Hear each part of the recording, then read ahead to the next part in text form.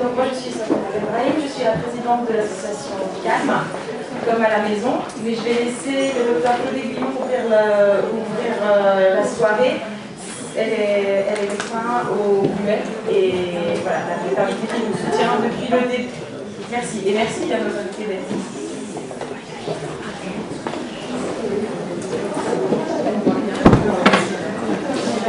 Bonjour. Donc, moi je suis gynécologue obstétricienne, je suis médecin coordinateur des Bleuets, je suis au Bleuet depuis de nombreuses années, et j'ai suivi le parcours des Bleuets depuis très longtemps. C'est pour ça que les sages-femmes de la médicale m'ont demandé si je pouvais un peu introduire cette table ronde. Et c'était déjà pour vous donner un petit peu une idée de comment cette idée est née de la maison de naissance accolée à la maternité des Bleuets. Dans les années 2000, quand on a commencé à penser à notre déménagement, puisque les anciens bâtiments ne correspondaient plus du tout aux normes qui étaient requises pour une maternité, on a très rapidement pensé qu'il serait intéressant d'adjoindre à la maternité elle-même une maison de naissance. Alors pourquoi? D'abord, c'est tout à fait dans la lignée et l'état d'esprit des Bleuets qui a toujours été à l'écoute de ce qui se passait dans la société, que ce soit depuis sa création dans les années après le Front populaire, dans les années 50 avec Fernand Lamaze qui est le grand personnage médical de notre maternité puisqu'il a introduit l'accouchement sans douleur en France qui a été une véritable révolution pour les femmes. Et puis, au fil des années, on a essayé de continuer à être dans cette mouvance et dans cette éthique, d'être à l'écoute de ce qui se passait dans la société et d'adapter nos pratiques à ce qu'attendaient les femmes, les pères, les parents. À l'écoute aussi de ce qui se faisait et de toutes les avancées, qu'elles soient médicales, au niveau psychologique, au niveau culturel, au niveau sociologique. Il se dessinait dans les années 2000 une demande réelle des femmes pour les accouchements qui n'étaient pas à risque, d'une moindre médicalisation, et puis pour certaines femmes qui soit avaient fait de mauvaises expériences au niveau de la médicalisation, soit voulaient un entourage qui soit plus proche d'elle et plus limité à quelques personnes, est née cette idée de maison de naissance. Voilà. Alors, nous avions, quand nous avons déménagé, prévu des locaux pour y accueillir une maison de naissance. Ça ne changeait en rien nos pratiques où nous aussi au Bleuet, on continue à faire un certain nombre d'accouchements physiologiques, d'accouchements dans l'eau, avec un large choix de ce qu'on peut... large choix pour les patients. N'empêche qu'on pensait que la maison de naissance était quelque chose qui viendrait bien compléter le choix que l'on offrait déjà, pour que chacune, en fonction de son vécu, de son histoire, de ses desiderata, de ce qu'elle voulait comme type d'accompagnement, puisse avoir un large éventail de choix. Voilà, j'en dirai pas plus parce que moi maintenant, je vais laisser la parole à la fois devant la maison de naissance et à cette table ronde pour qu'on engage le débat. Moi, je vais surtout donner la parole aux intervenants et c'est Madame Dumoulin qui nous a fait l'honneur de venir animer cette table ronde et qui va donc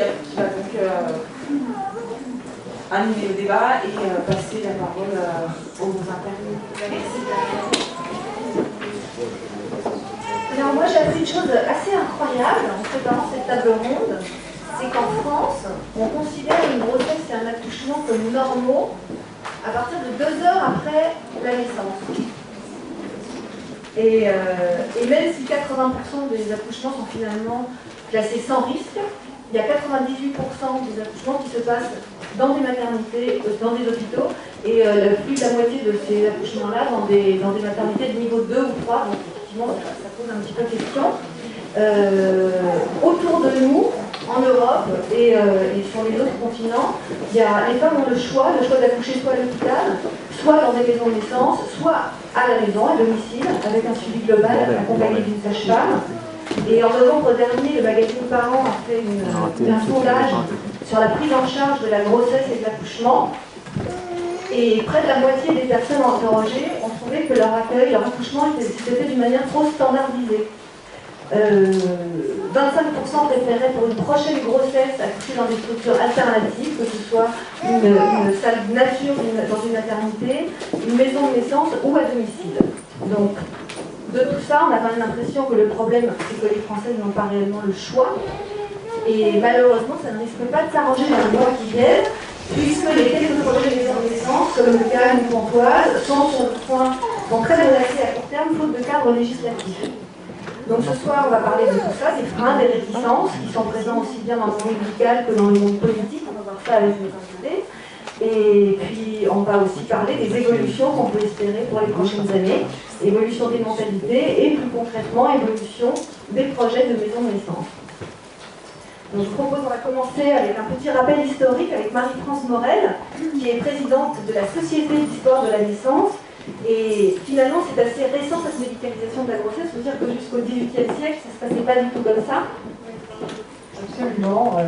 Mais je pense que ce qui se préparait éventuellement avec les maisons de naissance, c'est complètement autre chose que ce qui se passait autrefois, quand on accouchait chez soi, dans un lieu familier, avec ses amis, ses parents, ses voisines, un monde de femmes, ça c'est absolument important, un monde de solidarité, qu'il ne faut pas trop idéaliser non plus, parce que c'est un monde où la mort est toujours présente, et je pense qu'il reste encore aujourd'hui dans l'inconscient des femmes même d'aujourd'hui cette peur de la mort en couche, qui a quand même été quelque chose d'important autrefois, qu'il ne faut pas non plus exagérer.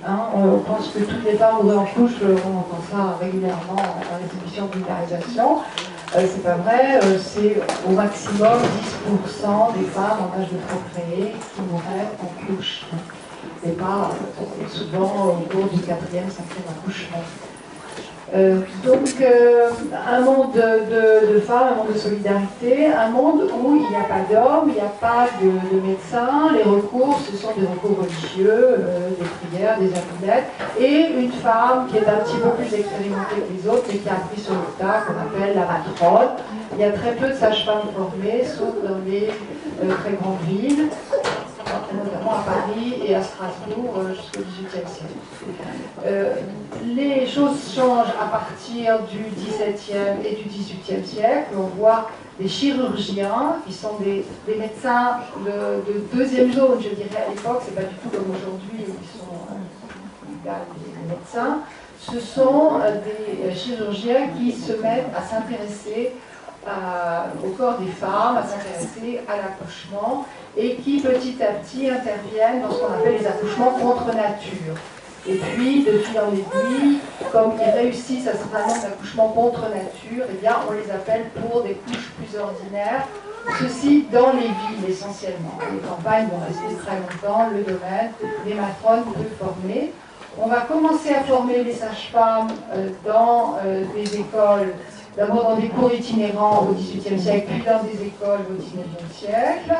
Et il y aura petit à petit une véritable formation savante des sages-femmes, qui va être surtout quand même, qui va d'abord 6 mois, puis 1 an, puis 2 ans, puis 3 ans, puis à mesure qu'on avance dans le temps, et qui finalement sera surtout aussi un apprentissage sur le tas. Ça a toujours été, c'est-à-dire un tour de main. Il y a finalement une manière de suivre une sage-femme formée pour apprendre son métier sur le tas aussi, même quand on a été formé à la faculté. Alors, ce qui me paraît absolument important dans l'histoire de la naissance, c'est le moment où les femmes vont cesser d'accoucher chez elles et vont aller accoucher en milieu hospitalier. Et ça, c'est très récent à l'échelle historique. pour la France, le basculement au niveau de la France entière, c'est 1952. C'est le moment où il y a plus d'accouchements en milieu hospitalier qu'à la maison.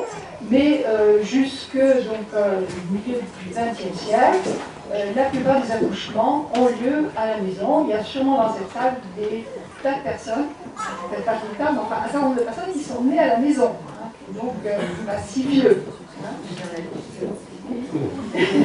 Oui, il y en a des tout jeunes aussi. Voilà. Alors pourquoi est-ce que les femmes sont allées accoucher dans ces milieux hospitaliers?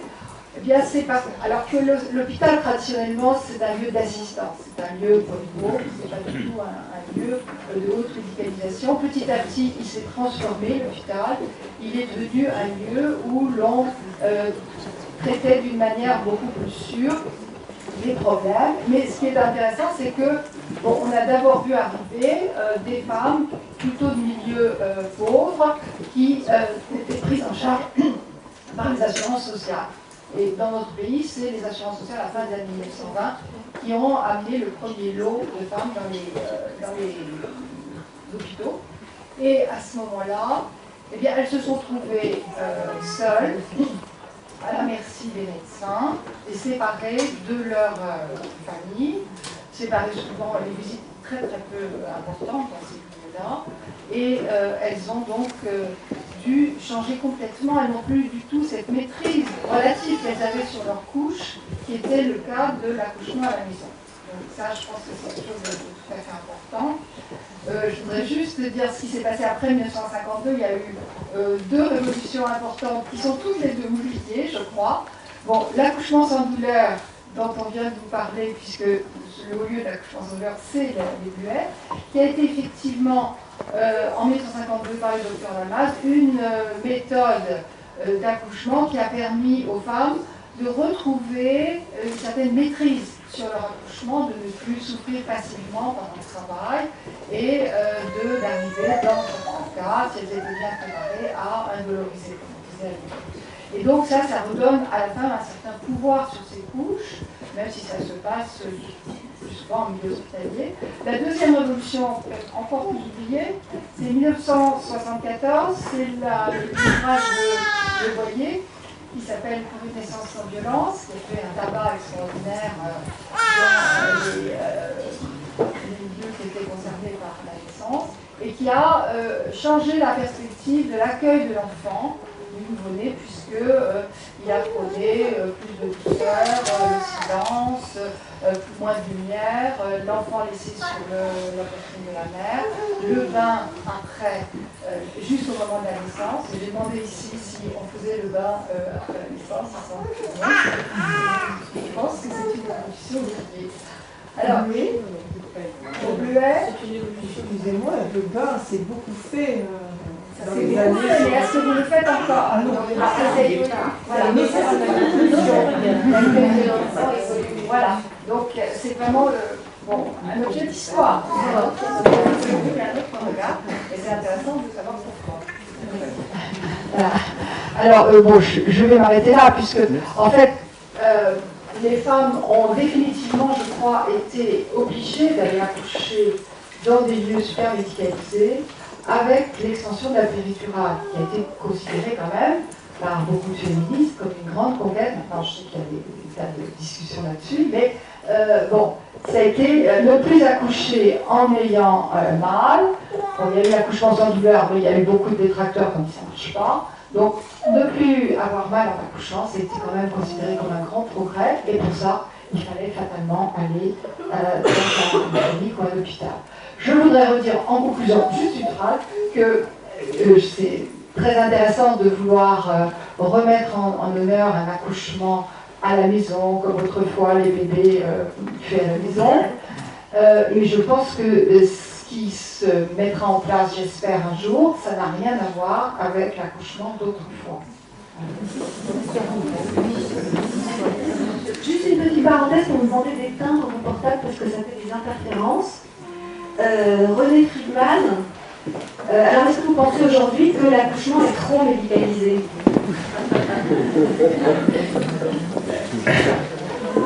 Je pense qu'il est trop médicalisé parfois, assez peut-être d'autres. Et toute la difficulté, elle est de trouver justement qui peut bénéficier des structures médicalisées, qui n'est pas nécessairement confronté à cette prise en charge effectivement standardisée. Et c'est pour ça que effectivement l'idée de maison de naissance malheureusement est venue à un moment où, je veux dire, à la fin des années 2000, en France, je parle, parce qu'évidemment d'autres interviendront pour dire que ça existe différemment. Elle est venue au moment où on a essayé de faire passer cette idée. C'est le moment du plan de périnatalité qui resserrait les maternités, qui supprimait les plus petites maternités pour des problèmes de disponibilité, je dirais médicale essentiellement, voire dans certaines de sécurité, de disponibilité de médecins. Donc le langage n'était pas du tout perçu. C'est-à-dire qu'on était dans un grand langage de sécurité, en tous les cas, parce que c'est vrai aussi qu'il faut quand même assez pour eux. Et du coup, cette idée parallèlement de développer la possibilité de maison de naissance n'a pas été bien perçue et a entraîné série de réunions, nombre de réunions extraordinaires avec les politiques et surtout les administratifs. Et cette idée est pourtant simple, c'est-à-dire effectivement, c'est-à-dire d'avoir une possibilité d'un accouchement naturel, physiologique, pris en charge, mais à proximité immédiate, en tout cas c'est ma position, à proximité immédiate d'une possibilité de prise en charge, ce qui donne les deux choses que l'on souhaite, à savoir effectivement l'épanouissement du mode et du choix du mode de naissance et en même temps une sécurité, si celle-ci est nécessaire, mais sans passer par tous les préalables et tous les codes d'une pseudo, je dirais, sécurité, puisque on sait aussi que de vouloir imposer un mode de prise en charge à des femmes qui n'en ont pas forcément besoin, aboutit à l'effet contraire. C'est-à-dire qu'on peut aussi avoir des attitudes, ce qu'on appelle électrogènes, c'est-à-dire au contraire on stresse plus et du coup on crée plus de problématiques. Voilà. Donc c'est vrai que cette idée pourtant simple, je dirais, et pourtant vraiment hautement faisable, trouve depuis 10 ans, depuis 10 ans en tous les cas, peut-être même avant pour certains, dans tous les cas depuis 10 ans, une impossibilité de concrétisation dans notre pays, ce qui est quand même assez incroyable. Surtout qu'on demandait, et vous demandiez, et nous demandions, quelques expériences pour justement pouvoir parler sur du concret et pas uniquement sur des désidératas des uns des autres. Et est-ce qu'aujourd'hui on peut décréter le bas risque d'une grossesse à la fin du premier trimestre, par exemple? Ce serait mieux que 2 heures après l'accouchement? Non, mais je crois effectivement. Enfin, c'est possible ou pas? Moi, je pense que oui, mais c'est possible de décréter, on va dire, d'apprécier des facteurs de risque à tout moment. Et quand même, la réalité montre que tout peut survenir à tout moment. Il ne faut pas non plus oublier cette zone. Mais c'est pas parce qu'on dit ça, il faut automatiquement considérer que tout va mal arriver. Donc, je pense que, en tous les cas, j'ai envie d'inverser votre proposition et de dire qu'on peut sans doute déceler des situations à risque au premier, au deuxième, au troisième et au moment même de l'accouchement, et que ça, il faut donc être capable de les prendre en charge, mais que dans la majorité des cas, on va passer ces étapes tranquillement.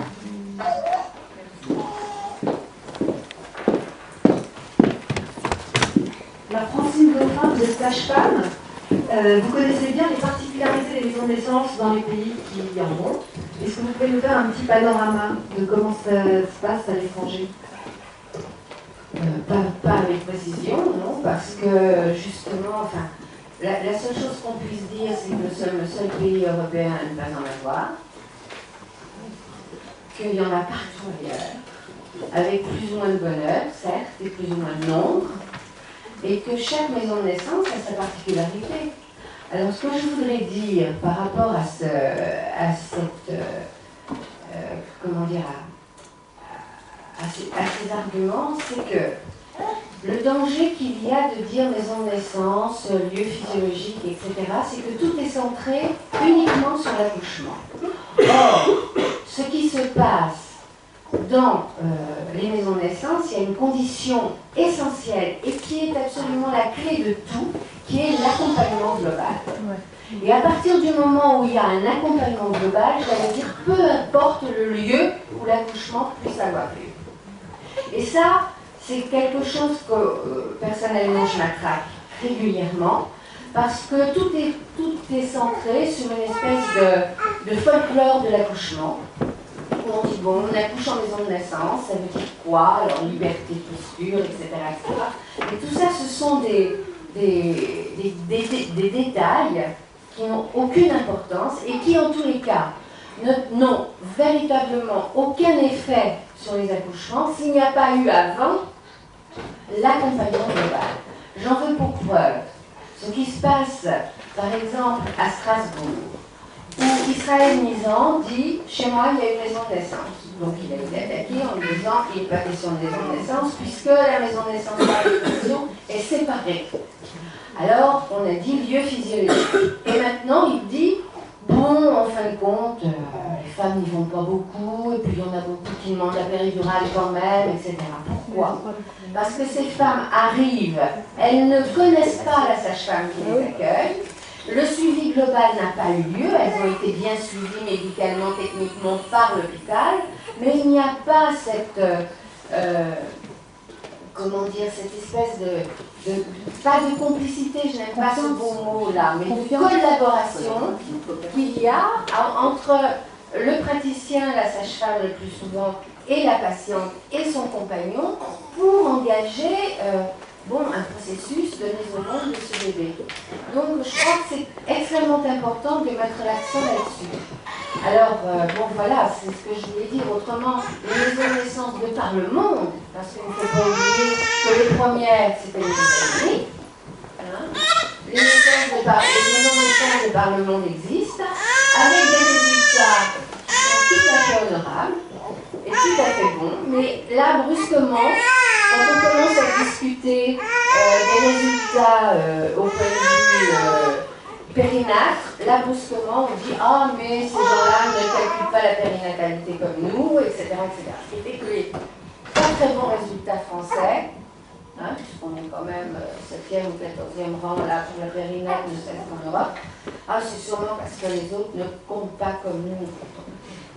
Donc il y a une mauvaise foi. Je pense qu'au cours du débat, on arrivera peut-être à véritablement dire ce que profondément on éprouve, enfin ceux qui se battent pour ça, qui se sont battus dès le départ. Et ce qu'on éprouve, c'est qu'il y a d'autres enjeux qui se mettent en place, qui ne sont pas de l'ordre de la sécurité. De l'ordre d'une prise de pouvoir, de garder le pouvoir quelque part. On a vraiment l'impression que, alors effectivement, vous introduisiez le débat en disant en France, on dit que l'accouchement est normal que 2 heures après la délivrance, mais c'est quand même un phénomène biologique qui est naturel, qui arrive chez des femmes qui sont en grande majorité du temps bien portantes. Il y a, depuis les années 70-75, des moyens de surveillance de la grossesse qu'il n'y avait pas avant. Il ne faut quand même pas oublier que la surveillance de la grossesse, où on a ce rythme de visite, plus les échographies, nous permettent maintenant d'arriver au bout du compte en disant « Bon, voilà un bébé qui est bien formé, qui est bien placé, qui n'est pas trop gros. » Avant, on ne savait pas tout ça. J'ai coutume de dire, compte tenu de mes cheveux blancs, que quand j'ai débuté, où j'étais à Port-Royal, c'était pas le plateau de Larzac, j'étais à Port-Royal. Quand une femme arrivait, j'avais un dossier, ce qui était déjà un grand progrès. Mais je ne connaissais pas la présentation, j'avais mes mains. Je ne savais pas où était le placenta. C'était cliniquement, si la présentation était bien appliquée, pas très bien appliquée, etc. Je ne savais pas si un bébé était bien formé ou mal formé. Je ne savais pas tout ça. Donc que dans ces conditions-là, on soit sur un terrain où on puisse intervenir ou rassembler le maximum de gens le plus vite possible. Mais à l'époque, les médecins n'étaient pas sur place, d'ailleurs, même à l'hôpital, je tiens à le dire. D'accord, mais maintenant, on a quand même des éléments que nous n'avions pas avant. Et c'est pour ça aussi que l'accouchement sur un lieu moins techniqué, même à domicile, n'est absolument pas le même que celui qui avait lieu il y a 70 ans. C'est une réalité. Et ça, on a l'impression qu'on parle chinois, que personne ne veut l'entendre. il y a des études qui ont... Donc nous avons ouvert Antoine Desclères à Clamart, la première année. Le professeur Papier-Amic a mis en route immédiatement la revue de ce qui s'était passé et qui s'était mal terminé au cours de l'année, où on avait eu des accidents avec des bébés qui mouraient, etc. Et quand on a fait l'inventaire de cela, on s'est aperçu, alors on classait en évitable et non évitable. Ça avait du courage, mais on l'a fait. Et on s'est aperçu qu'il y avait une frange où on ne comprenait pas ce qui s'était passé dans l'état de l'époque des connaissances, on n'arrivait pas à comprendre. Et puis la grande majorité, en fin de compte, on s'apercevait qu'il y avait une carte de visite qui avait eu au cours de la grossesse, mais qui était passée inaperçue parce que c'était un consultant différent qui avait pris le dossier la fois d'après, et puis encore un autre, et puis encore un autre. Et là, il y avait quelque chose qui avait échappé. C'était pas dû à au manque de qualité des gens, c'était dû à l'espèce de mouvement qu'il y a dans les hôpitaux et qui est obligatoire.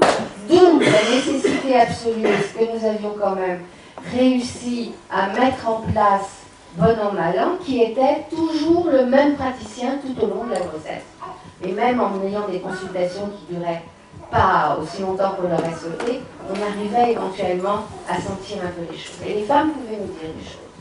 Donc moi, je tiens beaucoup à insister là-dessus. L'essentiel des maisons de naissance, si j'ose dire, c'est l'accompagnement global et non pas les modalités de recherche.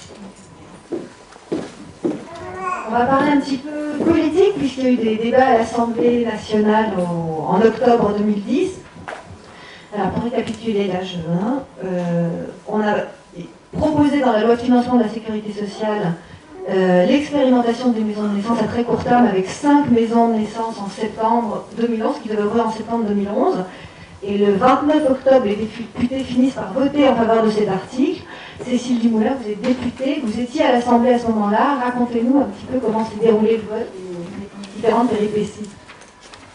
Merci, bonjour à toutes et à tous. Merci de m'avoir convié à cette réunion sur les maisons de naissance. Moi, avant le mois d'octobre 2010, je ne connaissais pas grand-chose sur les maisons de naissance. Par contre, je suis mère de 4 enfants, donc j'ai vécu ce moment privilégié de la grossesse qui n'est pas un état pathologique, qui est un état physiologique, qui est médicalisé et qui est nécessaire. Cette médicalisation est nécessaire. Et par contre, comme ça a été dit, la médicalisation nécessaire de la grossesse peut s'accompagner aussi justement d'un allègement des conditions d'accouchement, parce que les femmes veulent aussi vraiment réussir cette première entrée, cet accueil de l'enfant, et justement les maisons de naissance peuvent le proposer.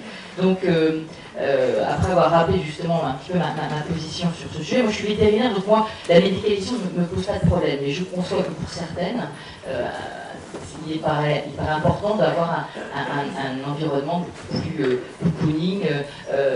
Certains préfèrent la sécurisation médicale, d'autres préfèrent cet environnement privilégié. D'ailleurs, il y a quand même, à peu près j'ai trouvé les chiffres, il doit y avoir pas loin de 1200 accouchements faits à domicile en France, donc c'est quand même quelque chose d'important. Donc il faut pouvoir respecter le choix des femmes tout en assurant la sécurité. Docteur, quand on a des grossesses à risque, on ne propose pas d'accouchement à domicile. Par contre, dès lors que c'est possible, ça me semble cohérent. Donc pour vous dire comment ça s'est passé. Alors, moi j'étais alertée sur ces maisons de naissance parce que vous savez qu'on a une boîte mail à l'Assemblée et qu'on a eu plein de messages en disant qu'il faut absolument enlever cet article 40, c'est très dangereux. On est en train de supprimer des maternités parce qu'on dit qu'il y a un taux de... un nombre d'accouchements qui n'est pas suffisant. Et là, vous allez laisser autoriser des maisons de naissance où on n'a aucune médicalisation. Donc effectivement, quand j'ai vu ça, je me dis que c'est quand même... la ministre, elle s'était fortement engagée sur ces maisons de naissance, Roselyne Bachot, elle a vraiment porté ce projet, et je me suis un petit peu renseignée. Donc je fais mon travail de parlementaire, donc on ne vote pas une loi comme ça sans s'enseigner sur un sujet en plus qui concerne. Donc je me suis renseignée auprès de Dami Gynéco, donc il m'a dit que c'était une excellente possibilité dès lors qu'on assurait la sécurité. Et donc moi j'ai proposé un amendement sur ce projet parce que, si je peux me permettre, dans votre dossier, vous avez mis en place l'article 40 tel qu'il est sorti du projet de loi. Entre-temps, le texte qui a été voté a été amendé. Il y a des modifications que l'Assemblée nationale a apportées. Notamment, elle a apporté, il fallait que ce soit réalisé en conformité avec un cahier des charges adopté par la Haute Autorité de Santé. Et il fallait que la maison de naissance soit attenante à la structure. Et il y aurait obligatoirement une convention. Donc vous voyez, on a un petit peu sécurisé ces maisons de naissance en prenant l'hypothèse du problème. Parce que dès lors que l'État finance une structure dans laquelle les femmes peuvent accoucher, il faut assurer leur sécurité. Et s'il y a un problème, qu'il puisse y avoir un transfert. Si l'hémorragie, le transfert à la maternité peut poser problème. Donc là, il y a une convention qui est faite. Dès lors que c'est à domicile, la responsabilité est grande. Dès lors qu'il y a une structure qui est financée par l'État, il peut y avoir les personnes peuvent se retourner et dire que la sécurité n'a pas été assurée. Donc moi, ça me semble un compromis qui était très bon. Donc il faut savoir qu'en commission des affaires sociales, il y a une bon cas de députés de droite comme de gauche qui se sont opposés à ce projet, des femmes et des hommes, et on a été finalement que très peu à voter pour en commission. Dans l'hémicycle, la ministre a défendu avec force ce projet, et l'Assemblée nationale a adopté l'article 40. Malheureusement, le Sénat l'a supprimé. Il est revenu en CMP. Je ne sais pas si vous connaissez bien les navettes entre l'Assemblée et le Sénat. La CMP, c'est un accord entre 7 sénateurs, 7 députés, et donc ils se sont entendus pour cet article. Et par contre, le Conseil constitutionnel l'a invalidé au titre que c'est un cavalier législatif. Alors qu'est-ce que c'est qu'un cavalier législatif? C'est quelque chose qui ne correspond pas à l'objet du texte. C'est-à-dire que le projet de loi de financement de la sécurité sociale est tourné sur un problème de financement, et là on induisait une nouvelle notion, et donc on a une censure du Conseil constitutionnel. S'il n'y avait pas eu cette censure du Conseil constitutionnel, au mois de mai, on aurait pu penser que le décret d'application serait sorti et qu'on aurait pu voir aujourd'hui la CAL va avoir un vrai cadre législatif, et surtout que là on est tout à fait dans le cadre. On est attenant à une structure hospitalière, la convention, et donc typiquement la CAL c'est la maison de naissance de demain. Voilà, donc on n'est pas forcément dans les lieux, et ça peut être attenant, ça ne veut pas dire coller. Hein, donc voilà, je pense que la bataille n'est pas finie. Voilà, parce que on était tout près de la réussite de la bataille. Donc peut-être, bon, moi j'ai une proposition de loi en cours, donc voilà, donc ça peut être on peut essayer d'avoir une possibilité de recontinuer le combat, parce que moi j'y crois. Hein. Si je suis là, c'est parce que je pense que ça répond à une demande. Hein. Il ne s'agit pas de démédicaliser l'accouchement, mais de proposer dans des conditions sécurisées à des femmes qui le souhaitent, qui veulent vivre pleinement leur accouchement dans un environnement avec des sages-femmes qui les ont suivis. Hein, parce que vous l'avez dit vous-même, c'est aussi cette continuité qui se fait, qui est importante du cadre. Hein, c'est la grossesse et l'accouchement, c'est un tout. C'est une possibilité. Donc moi, je ne connaissais pas, donc vous voyez, mais j'ai été, on ne connaît pas tout, et quand on est député, on est amené à travailler sur différents sujets, ça nous permet de nous ouvrir à des sujets divers et variés. Donc moi je suis convaincue, je sais pas, je pense que les collègues qui sont ici ont aussi qui sont des femmes aussi, ont un parcours aussi positif par rapport à ces lésions de naissance. En tout cas, moi, sachez que je suis à vos côtés, et que s'il y a effectivement des combats à mener, je serai là. Voilà, merci. Muguettini, vous êtes sénatrice, alors qu'est-ce qui s'est passé? Pourquoi le sénateur a échoué? Ça avait l'air bien arrêté. Alors, donc ma collègue députée vous a raconté à peu près tout ce qui s'était passé, mais ce qui est intéressant, c'est de voir les motivations des gens qui ont d'abord voté contre. Alors, comme vous l'a expliqué ma collègue, il y a un examen en commission, puis ensuite il y a un examen en séance dans les deux chambres. Et au Sénat, la personne qui défendait ce dossier le défendait c'est la personne qui est rapporteur général des finances de la sécurité sociale. C'est un monsieur, il s'appelle Alain Vassel, et il était lui-même convaincu de l'intérêt des maisons de naissance. Il a donc défendu à l'intérieur de la commission, il a défendu les maisons de naissance et l'expérimentation qui nous était proposée dans le cadre financier.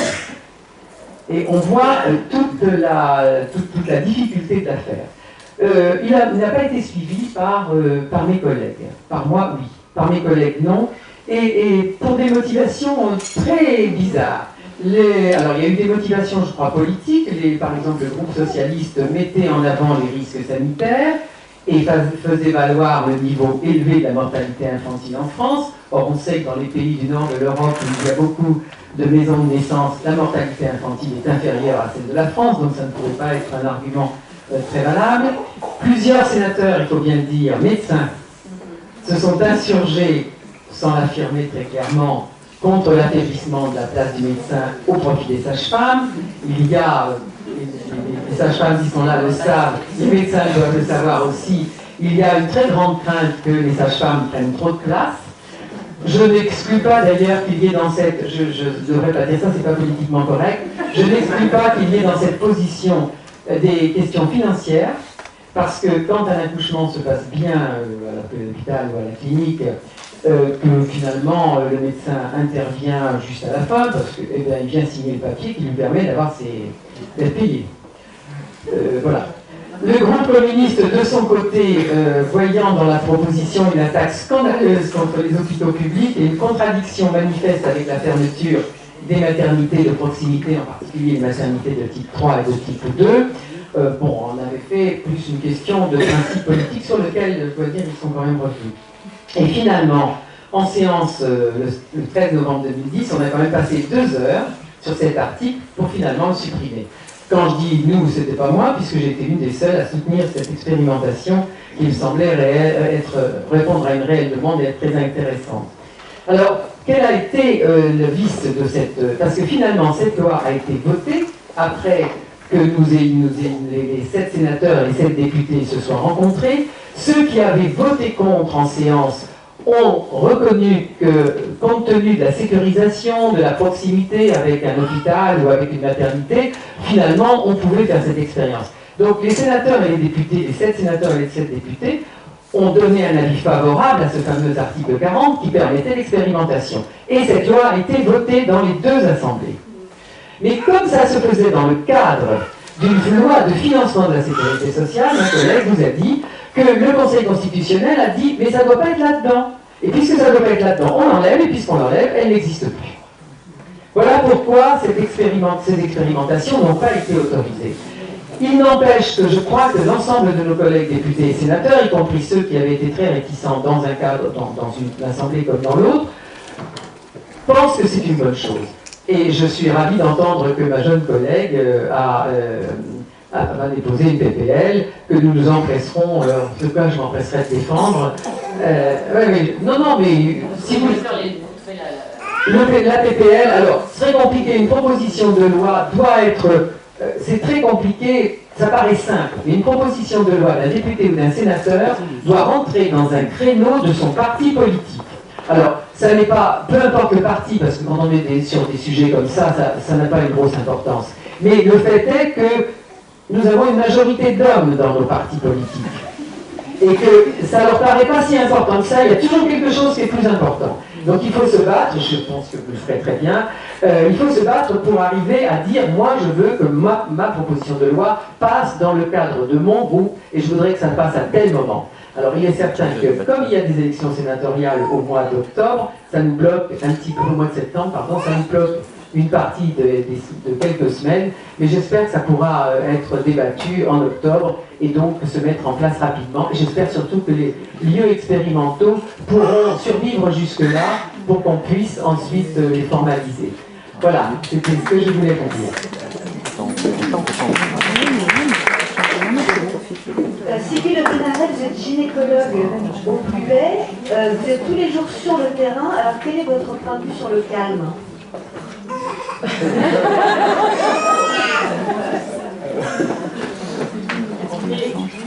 fois apparaître le calme en salle de naissance.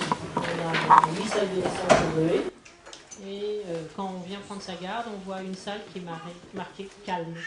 Et là, on sait qu'on ne va pas rentrer la plupart du temps, heureusement, et que nos collègues vont travailler avec le couple et donner naissance à un bébé. Et après, ils vont redescendre dans l'enceinte là, qui est véritablement la maison de naissance.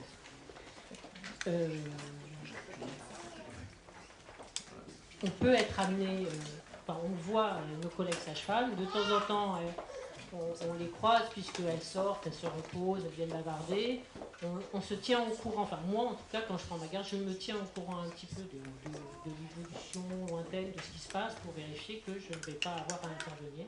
Puisque s'il y a un problème, on va transférer le dossier, la responsabilité médicale à ce moment-là à notre équipe de garde, donc, qui est constituée du gynéco, de l'anesthésiste, des 3 sages-femmes, plus le personnel infirmier. Et à ce moment-là, c'est nous qui allons prendre en charge cette patiente. Ce qui arrive de temps en temps. Pas souvent. Et quand ça arrive, ça se passe bien? Oui. C'est pas... juste, je voudrais ajouter, les discussions, elles peuvent aussi avoir lieu à d'autres moments. Donc, il y a des fois, les sages-femmes du calme viennent nous présenter des dossiers parce que en cours de suivi de grossesse, il peut y avoir des choix, pas toujours faciles à faire, ou continuer à suivre une femme au calme, ou passer la main à l'équipe médicale. Donc ça, c'est discuté aussi en réunion de service. Et puis, il y a une autre chose sur laquelle je voulais insister. Madame Dauphin a dit très justement que l'important, c'est l'accompagnement global. Et ça, on en est bien persuadé, parce que tout le monde en est bien persuadé. Pour les médecins, nous, quand on est en libéral, on a quand même l'avantage de suivre les patientes, justement, non seulement sur la grossesse, mais éventuellement depuis que cette jeune femme vient nous consulter pour la pilule, pour les problèmes gynécologiques, et puis après pour le suivi de la grossesse. Donc, ce suivi, sans être l'accompagnement global, il est quand même aussi très important, parce que ce lien est très important. Et puis les sages-femmes en sont bien persuadées, puisque lors de la manifestation des sages-femmes récemment, ce qu'elles ont demandé, et ce qui est très juste, c'est une sage-femme, une femme. C'est pas peut-être toute la grossesse qu'elles pourront suivre, parce que ça c'est un gros problème organisationnel, même s'il faut essayer de se battre un peu. Mais en tout cas, au moment de la naissance, si on n'était pas, si on est suffisamment nombreuses pour avoir au moins une accompagnante sage-femme pour chaque patiente, ça résout déjà beaucoup de problèmes, je pense. Bernadette de Bisquet, vous êtes médecin. Que recherchent les femmes et les couples quand ils cherchent à s'éloigner comme ça de la filière classique? Je suis médecin, je m'occupe surtout d'accompagnement des futures mamans et des couples. En fait, ce que je vois, c'est pas vraiment qu'ils cherchent à s'éloigner, parce que ça serait négatif. Ils cherchent à avoir tout, c'est-à-dire être accompagnés, entendus, mais avoir une sécurité. Et ils viennent souvent chez moi en préparation, parce que j'ai toujours été dans cette optique-là. Tout ce qu'on peut faire dans la Beauce, on doit pouvoir le faire dans une salle de l'hôpital. Et particulièrement, on peut amener la maison à l'hôpital, à la mettre. Et je pense que la maison de naissance accolée à l'hôpital, comme ici en plus, je pense que ici c'est vraiment le cas le plus beau qu'on puisse trouver, hein, puisqu'on a les Bleuets, la maternité, on a le niveau 3, on a le service de pédiatrie, tout ça au même endroit. Donc les femmes, c'est même pas un choix, c'est tout à la fois, et c'est un peu le rêve, quoi. Donc les gens, même s'ils n'ont pas des idées très arrêtées, ils aimeraient que leur maternité soit sécure, oui, et puis qu'ils puissent la vivre de façon humaine. Hein. Et je pense que, moi je pense que ce genre de structure est idéal, et c'est dommage que ça ne puisse pas aller plus loin ou plus vite. Voilà. Merci. Myriam Ségère, quand on parle du côté des bébés, en fait, est-ce que vous pensez que ça change quelque chose pour les bébés de naître avec des parents dans une atmosphère différente, dans une ambiance différente, qui ont été préparé par une personne? Est-ce que dans l'accueil du bébé, dans les liens qui peuvent créer ensuite avec les parents, est-ce que vous pensez que ça joue? Difficile de parler des bébés à partir du moment où ils sont sortis du ventre de leur mère, hein, parce que je crois qu'ils ont déjà un passé, une histoire anténatale, mais aussi une histoire familiale. Et que tout ça sont des paramètres qui vont influer sur leur avenir et sur l'avenir de cette famille. Donc, on ne peut pas dire, est-ce que ça va être mieux pour les bébés comme ça? A priori, ça va être très bien pour certains bébés. Je crois que ce qui est important, c'est de tenir compte de leur histoire, donc de l'histoire de leurs parents. Si les parents se trouvent soutenus dans un cadre qui les empêche de stresser, où ils se sentent rassurés, etc., il est évident que le bébé qui perçoit depuis longtemps des tas de choses au travers du corps de sa mère d'une part et de l'extérieur d'autre part, va pouvoir arriver dans des conditions assez favorables pour lui. Mais n'oublions pas qu'on voit des grossesses qui se passent admirablement bien, et les bébés qui arrivent en forme pas terrible, et l'opposé également, sans pouvoir toujours prédire, hein, des grossesses qui se passent très, très mal et qui donnent naissance à des bébés qui sont très en forme. Donc je crois qu'heureusement dans ce domaine-là, il y a toujours une partie d'inconnu qui est liée à la naissance elle-même et qu'on ne pourra jamais totalement maîtriser. Donc concentrons-nous un petit peu sur ce qu'on peut imaginer, contrôler et accompagner le mieux possible et éviter le stress des uns comme des autres, car on sait que le stress anténatal, néonatal, c'est pas formidable et que le traumatisant pour un bébé étant aussi la séparation néonatale, lorsqu'on peut l'éviter, c'est quand même ce qu'il y a de mieux. Alors, oui, vous voulez que j'approche le micro, d'accord.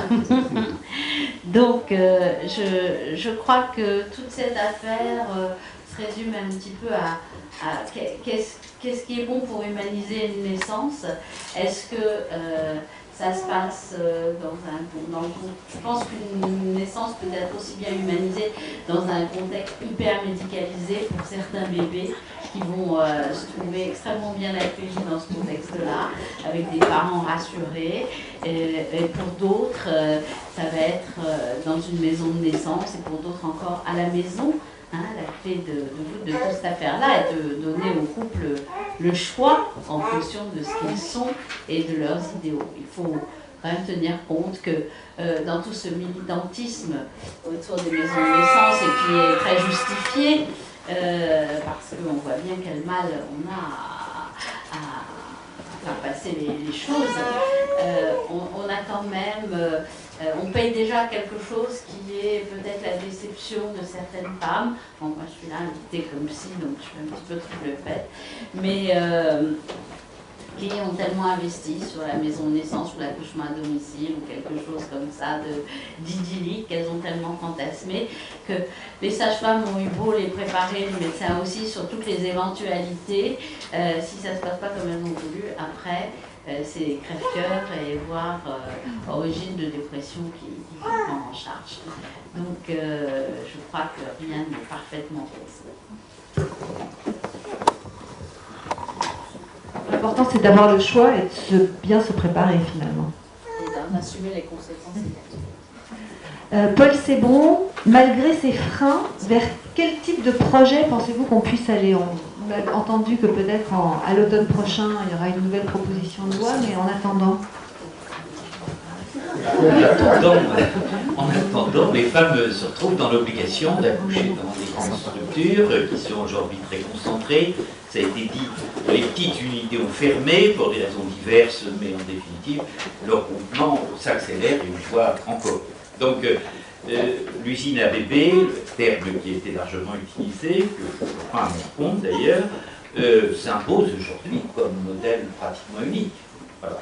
Alors, pour ne pas tomber dans la caricature, il faut bien dire que chaque service essaie de donner le maximum de choix aux femmes, c'est-à-dire, on l'a dit, un certain nombre de possibilités d'accoucher en piscine, éventuellement de déambuler, le respect par rapport à l'attitude du bébé à la naissance aujourd'hui s'étend dans toutes les maternités, ce qui a été dit par Marie-France Morel tout à l'heure. Donc il y a des efforts réels dans tous les services, y compris les plus gros, y compris les plus standardisés, mais il n'empêche qu'un certain nombre de femmes souhaiteraient accoucher dans d'autres conditions.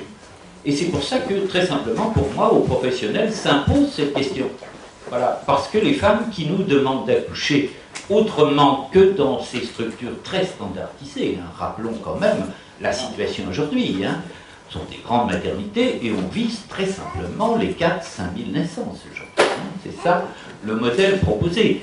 C'est 20% de césariennes, c'est 70 à 75% de péridurale, c'est des déclenchements dans plus de 20% des cas qui n'ont pas d'indication médicale, dans un grand nombre de cas, même si on trouve toujours une raison pour justifier un déclenchement. Donc voilà la situation qui ne donne pas des résultats, comme ça a été souligné, qui sont aussi bons qu'on pourrait le souhaiter.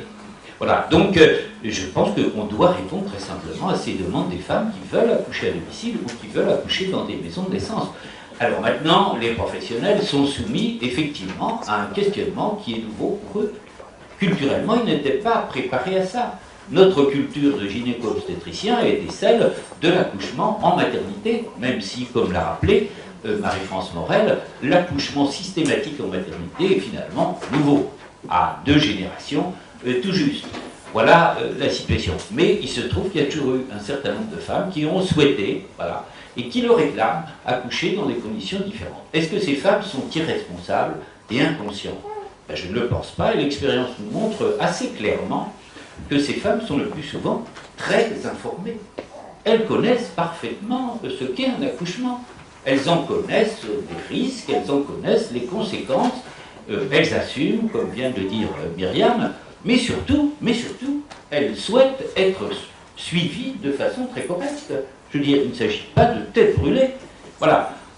Alors, on l'a vu lors de la manifestation du 12 mai, il n'y a pas de doute, tenter aujourd'hui d'à nouveau défendre la maison de naissance, sachant qu'une partie des sages-femmes ne sont pas favorables, que la majorité des gynéco-obstétriciens n'y sont pas favorables, sauf dans des conditions restrictives telles que ça a été cité pour Strasbourg par exemple, quoi faire? Donc il y a eu un débat sur finalement les mots d'ordre à mettre en avant, les sages-femmes ont beaucoup débattu, donc une femme, une sage-femme, mot d'ordre très largement repris, qui je pense est aujourd'hui souhaité par la grande majorité des sages-femmes. L'idée des maisons de naissance donc, est actuellement mise en stand-by, si on peut, on doit bien le constater, mais c'est une bagarre, les maisons de naissance, bien sûr. C'est évidemment une bagarre qui va contre la conception culturelle qui s'est imposée jusqu'à maintenant aux médecins. Médecins qui, rappelons-le, ont réussi le coup de mettre sous tutelle les sages-femmes à la fin du XIXe siècle. Voilà, il ne faut pas oublier que les premiers professionnels de la naissance, culturellement, historiquement, socialement, ce sont les sages-femmes. Et que les sages-femmes aujourd'hui sont savantes. Cette déclaration n'a pas pour but de les flatter. C'est 5 années totalement consacrées à l'étude de la naissance. Et seulement de la naissance, ce n'est pas le cas des médecins. Les gynéco-obstétriciens sont des chirurgiens de formation, voilà, qui passent souvent du temps à l'étude de l'obstétrique, mais les sages-femmes ont un temps de formation qui est long et qui doit les faire reconnaître, pour moi, comme les premières, et toujours les premières, professionnelles de la naissance. Ça veut dire obtenir leur autonomie professionnelle. Ce n'est pas le cas. Les sages-femmes sont actuellement sous tutelle. Quand on en parle aux gynéco-obstétriciens, ils disent mais non, les sages-femmes, c'est elles qui décident, voyons, c'est elles qui font tout. D'abord, elles font 80% des accouchements, etc.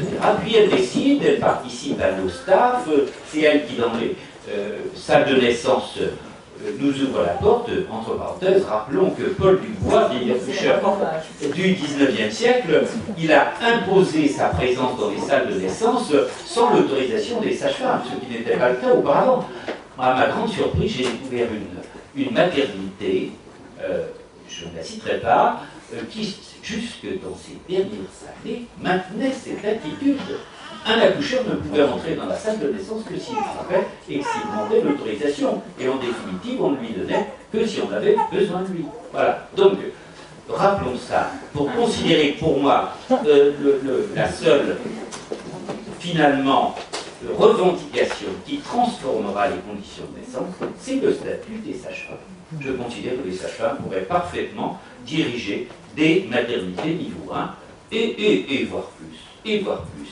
La collaboration avec les médecins, bien sûr. Les médecins sont formés, c'est notre culture à la pathologie. Voilà, c'est notre fonction. Alors, certains médecins disent, mais enfin, tu ne vas pas nous retirer plein de la bouche, et la joie de mettre au monde des bébés. C'est tellement beau de mettre au monde des bébés, mais ce n'est pas un sport, notre métier, je dis, on n'est pas là pour se réjouir des naissances, même si on est très heureux, bien sûr, quand un bébé arrive au monde et qu'il est en bonne santé, que sa maman va bien et souriant, avec aucun problème là-dessus. Mais ce n'est pas notre métier avec ça. Et je le répète, je sais bien que beaucoup de mes collègues ne sont pas d'accord avec ce point de vue. Le seul problème, c'est que, et sur lequel nous devons discuter, c'est quel type de collaboration on doit avoir entre médecins destinés à prendre en charge la maladie et les sages-femmes, qui pour moi, d'ailleurs très simplement, être les référents de toute naissance, y compris les naissances pathologiques. Alors, comme l'a dit, et je n'insisterai pas parce que Francine Dauphin l'a bien dit très précisément, aujourd'hui, une femme, elle n'est pas suivie comme voilà, 30 ans, pas 70 ans, 30 ans. 30 ans, c'est notre durée de vie à un certain nombre d'accoucheurs que j'aperçois là, dans cette salle. Eh bien, nous sommes les témoins des transformations que nous avons vécues. Le diagnostic anténatal s'est mis en place seulement, voilà, 30 ans.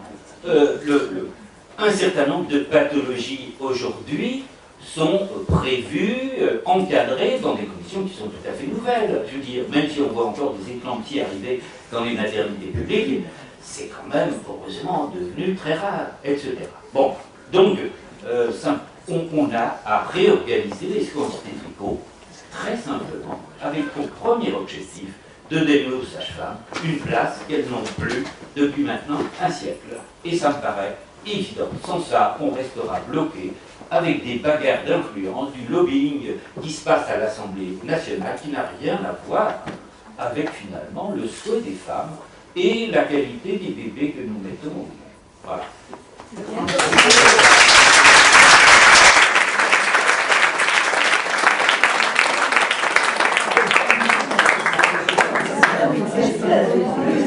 Qui pourrait me donner des nouvelles justement de la part des syndicats, des sages-femmes, des revendications qu'elles ont eues? Est-ce qu'il y a eu des réponses? Aucune. Aucune, voilà quoi. Aucune. Donc il y a d'autres actions qui sont programmées pour la rentrée, mais il n'y a eu aucune réponse. Le 18 juin aussi. Qu'est-ce qui se passe le 18 juin?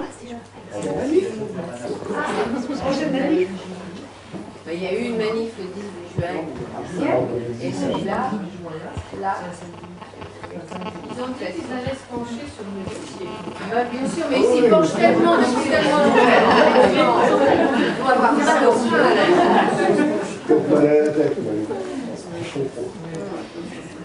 Annie Pourcinoff, vous êtes députée.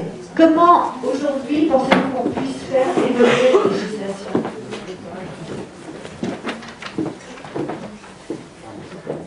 Je suis quand même assez surprise qu'on trouve le temps de déposer des propositions de loi sur la chasse. On en a encore eu une hier, mais qu'on trouve pas. Non, mais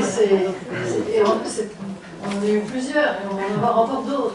La chasse, ça occupe beaucoup. Alors, c'est beaucoup d'électeurs. Beaucoup d'électeurs. Non, on trouve un créneau pour déposer des propositions de loi. Là, notre collègue, c'est dommage que sa partie, Camille Dumoulin, dit qu'elle risque d'avoir du mal à glisser la proposition de loi. Moi, ce que je lui ai proposé en sortant, c'est qu'on la co-signe. Que ce soit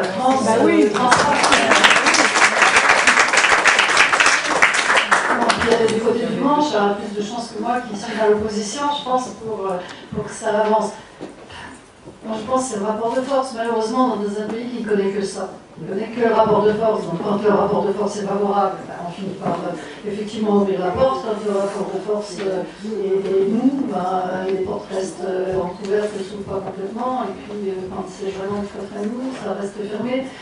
Et je pense qu'on est sur effectivement cette idée que les femmes ont le droit de choisir, que les sages-femmes, enfin, vous avez dit, ça me fait drôle de parler derrière vous parce qu'elle était tellement brillante que je me dis que ça va être fade de ce que je veux dire maintenant. Je suis infirmière hein, de profession, la tutelle des médecins je connais bien,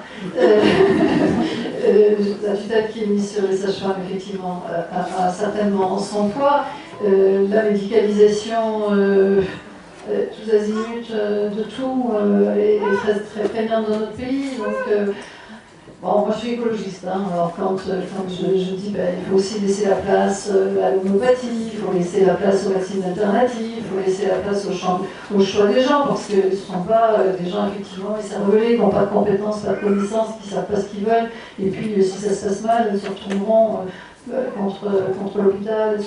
Je ne crois pas qu'on n'est pas dans ce cadre-là. Je ne sais pas, vous avez l'air toutes bien dans vos têtes, quoi, hein. Et puis ces bébés qui sont nés là, ils n'ont pas été mis en danger. J'ai pas cette impression. Et en plus, vous nous dites qu'on n'est pas bon. Alors, si on était si bon que ça, on pourrait toujours se parler et dire on est. Mais on entend quand même pas mal les ministres dire on est très bon, on est très bon. Il faut toujours qu'on se rende meilleur. Les Français, ça c'est notre truc, mais là-dessus, quand on a les chiffres, on n'est pas très bon. Et puis on fait des mauvaises analyses en plus. Alors, ça n'aide pas à faire avancer. Donc, moi j'entends l'urgence. Hein. Vous avez évoqué tout à l'heure en disant si on n'a pas cette possibilité d'expérimenter, on va devoir fermer, ce serait assez dramatique. Donc j'espère bien qu'on va trouver un créneau, enfin que Cécile Dumoulin. Moi je n'aurai pas de créneau, hein, c'est sûr. Je suis dans un groupe, on est 4 sur 177 députés. La possibilité qu'une proposition de loi de ma part passe, ça c'est, même si les 3 camarades masculins me laisseraient la priorité, j'aurais très peu de chance. Donc il faut effectivement, j'avais reçu vos collègues, je leur ai dit, mais bon, allez ouvrir la porte de la droite, hein, c'est toujours très désagréable de dire ça quand on est à gauche, mais bon, il faut. En plus, on est en accord sur un certain nombre de choses. Enfin là-dessus, hein, on est d'accord, on est prêt à. Enfin, moi je suis prête à co-signer, il n'y a pas de souci. J'imagine qu'au Sénat aussi, il n'y a pas de souci, vous nous l'avez dit tout à l'heure, hein, c'est transparent. Donc, bon, vous prendrez pas. Aucun problème. Sauf que ça doit, quand il y a une proposition de loi, si elle est déposée par les députés la déposent et elle vient chez nous après qu'elle ait été adoptée. Alors, si c'est nous qui passons les premiers, c'est vous, mais moi j'avoue que je n'y ai pas pensé. Mais je vais peut-être m'en occuper rapidement.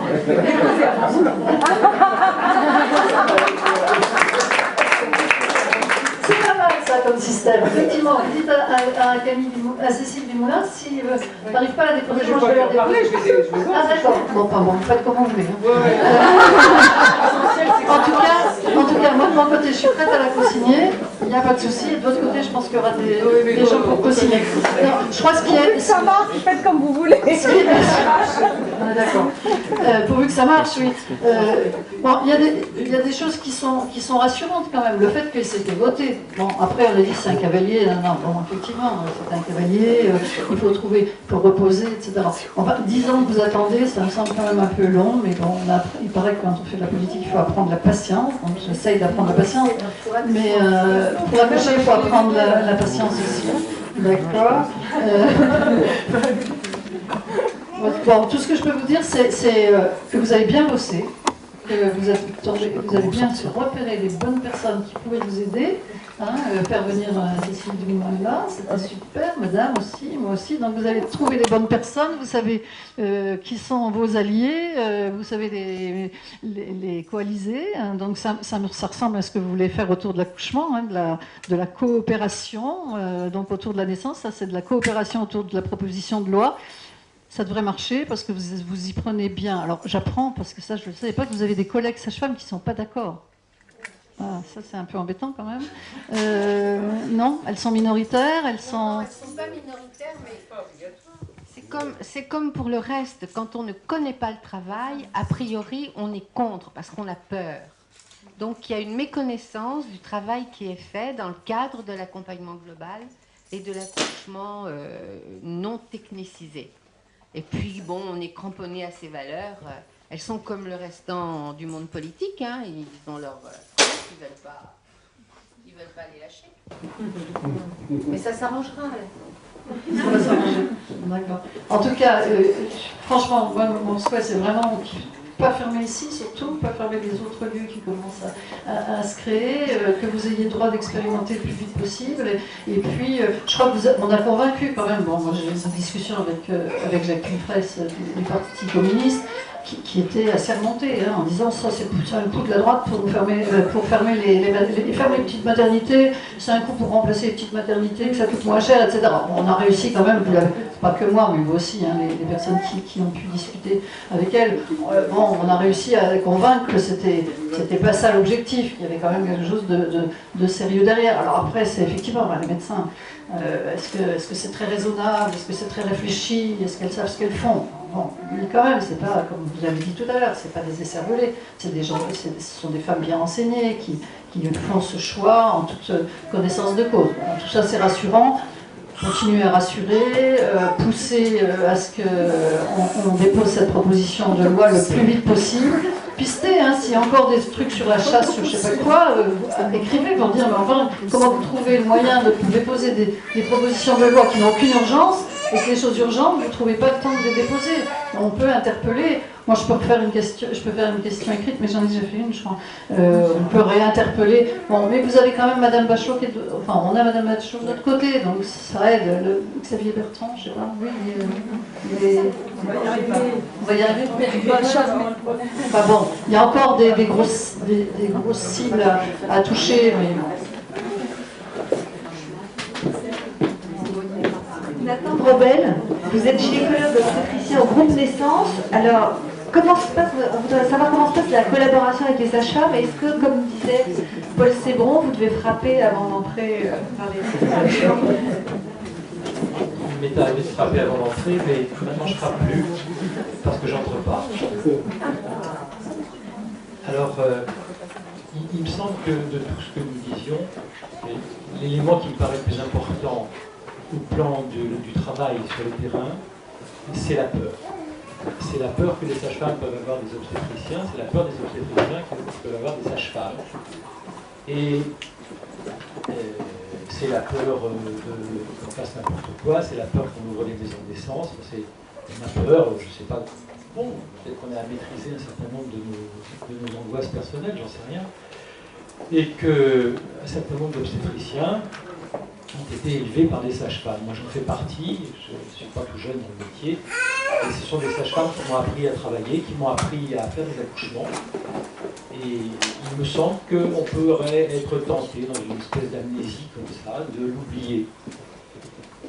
Et ça c'est le premier point. Alors nous, effectivement, nous avons créé une unité, qui s'appelle le groupe Naissance, qui comprend aujourd'hui 7 sages-femmes, 3 obstétriciens, 2 psychologues, où chacun et chacune a une parole totalement égale. C'est-à-dire qu'une sage-femme a le droit de parler, comme une psychologue a le droit de parler, comme un obstétricien a le droit de temps en temps aussi de parler. Mais à parole égale. Pourquoi à parole égale? Parce que tous nous suivons des grossesses, par les psychologues bien entendu qui interviennent dans un travail institutionnel au sein de l'équipe et éventuellement qui voient les femmes en difficulté, mais tout le monde a le droit de parler à parole égale. Et l'expérience et la technicité et le savoir-faire et le savoir-écouter de chacun est primordial dans cette histoire. Nous travaillons dans un lieu privé qui fait pas loin de 2000 accouchements et les patientes, les couples ont le choix de venir soit dans notre orientation à nous, puisque nous faisons à peu près actuellement 400 accouchements par an au sein de ce groupe Naissance, mais avec des idées forces qui ont déjà été évoquées ici, cette idée de l'accompagnement global, cette idée qui nous paraît primordiale de une femme, une sage-femme. Et dans les accouchements que nous pratiquons, qui sont amenés chez les gens qui nous font confiance, eh bien, les obstétriciens interviennent dans ce qu'on appelle la dystocie, dans les difficultés, dans une extraction instrumentale, dans une césarienne bien entendu. Mais lorsque les obstétriciens interviennent, la sage-femme ne lâche pas la patiente, elle reste avec elle. Et il peut nous arriver aussi d'intervenir pour un conseil, pour un conciliabule, pour une mise en commun d'une situation difficile pour laquelle on a besoin de faire un staff en urgence, mais toujours avec une parole égale. Pourquoi cette parole égale? On a des conditions un petit peu particulières qui sont que nous connaissions pour la plupart depuis très très longtemps. Pour certaines, nous avions oublié des liens d'amitié, et que du coup la méfiance, je dis bien la méfiance qui peut exister entre obstétricien, sage-femme et sage-femme et obstétricien, parce que je crois que ça marche dans les deux sens. Cette méfiance, elle est quelque peu abolie. Oui, elle est abolie. Oui, elle est abolie. Ma maman me dit qu'elle est abolie. Donc elle est abolie. Qu'est-ce que je peux en dire d'autre? Bon, que ça fonctionne, et qu'il y a une autre règle en dehors de l'accompagnement global de une femme, une sage-femme, qui nous paraît très importante et dont on n'a pas parlé ici, mais c'est le plan de l'obstétrique dont je vais parler, c'est le plan de l'intimité, du respect de l'intimité des couples. Ça nous paraît très très important. De ne pas avoir 30, 40 allées et venues pendant qu'une femme est au travail, dans la même salle de naissance, de ne pas faire des actes intempestifs, parce que l'intempestivité, c'est un barbarisme je crois, des actes, et en particulier des actes médicaux, est excessivement anxiogène. Donc nous croyons tous, un peu comme on croit quelque chose, avec la foi du charbonnier, nous croyons que la physiologie, c'est encore la meilleure façon d'accoucher, et que c'est ce qui génère le moins de difficultés. L'expérience semble prouver que nous ne sommes peut-être pas loin d'avoir raison. Merci. Est-ce qu'il y a des questions pour... Bonsoir. Merci pour ces interventions très utiles. Moi j'ai une question pour tous, mais notamment pour les sénatrices et députés ici. C'est de savoir ce que nous, de notre côté ici, nous pouvons faire pour vous aider justement à faire ce travail de loi dans les mois prochains, de manière très concrète. Est-ce qu'il n'y a rien à faire de notre côté? Est-ce qu'il y a des choses à faire et quoi?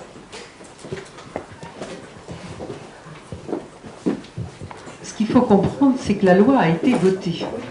Si vous voulez, je ne vois pas comment, si nous déposons l'une ou l'autre des propositions de loi, je ne vois pas comment elle pourrait ne pas être votée si c'est le même texte. Ça voudrait dire que les mêmes personnes se contredisent à 3 mois d'intervalle. Donc, effectivement, il était question de, et au fond, je ne vois pas pourquoi je n'ai pas réagi, il était question de remettre ce texte dans le prochain projet de loi de la sécurité sociale. Et nous aurons exactement le même résultat.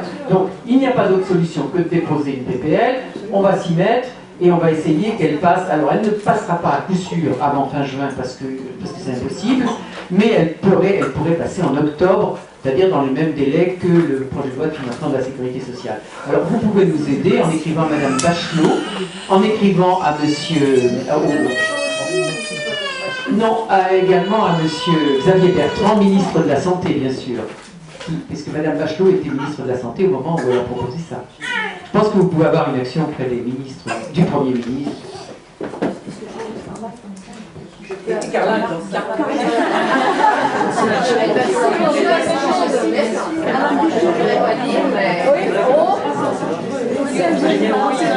voudrais compléter la réponse. Je me présente Sylvie Mandérel, mais directrice des Bleus. Je pense que si on continue à aborder les questions de la prise en charge de la naissance, ou toute autre prise en charge d'ailleurs de la personne, à partir des questions de financement, on va dans le mur. La question de fond aujourd'hui, depuis les décrets de périnatalité, c'est la question de remettre à plat un projet de santé publique autour de la prise en charge de la naissance. C'est ça la vraie question aujourd'hui. Parce que ces décrets de périnatalité qui coupent en saucisson la femme, maternité de type 1, enfin la femme et le bébé, puisque le bébé ensuite peut aussi voyager d'une maternité à une autre. Type 1, type 2, type 3, c'est la cata. Je crois qu'il faut qu'on revienne là-dessus.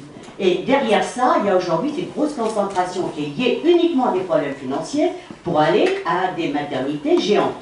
Parce que c'est ni plus ni moins l'aspect financier qui aujourd'hui dirige.